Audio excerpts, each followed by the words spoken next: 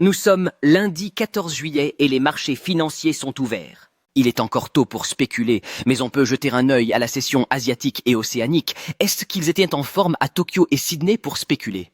Voyons ça. Côté indice US, aucune surprise, comme expliqué dans ma vidéo de samedi, gap baissier non négligeable sur les indices US, mais aussi sur l'Eurostock 50, le DAX lui a fondu comme neige au soleil. Observons maintenant le volume européen dès 9h30. Concernant notre indice national, le CAC 40, on verra demain, il fête aujourd'hui la fête nationale. Mais ce n'est pas comme si j'étais optimiste pour cette semaine, à moins que l'Europe puisse tordre le bras à Donald. Ça serait étonnant. Guettez le baromètre de la peur, le VIX. En dessous 15, nous sommes en mode risk-on. Au-dessus de 15, ça commence à bouillir pour se mettre en mode risk-off, et donc un retour des capitaux sur les valeurs refuges.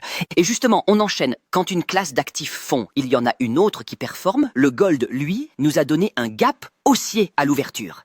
A contrario des indices, le gap haussier d'ouverture a été comblé. Les Asiatiques et les Australiens ont fait le job.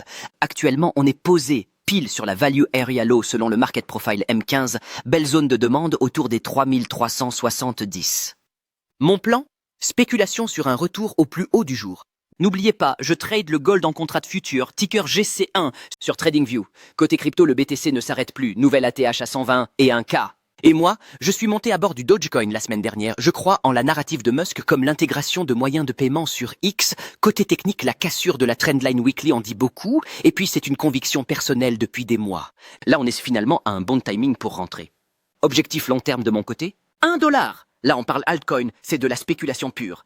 Perso, les cryptos, c'est pas mon dada. Je suis plus en mode finance traditionnelle, mais bon, je surveille de loin et je m'y mets un peu. Je vous le répète, la diversification, c'est la clé tant que vous maîtrisez vos risques.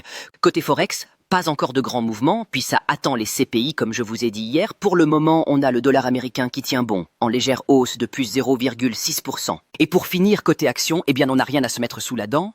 On verra à partir de 9h30 pour les actions européennes et dès 15h30 pour les actions US, ça risque de piquer un peu pour les actions européennes, surtout certains secteurs avec la dinguerie de lettres de la part de Donald samedi.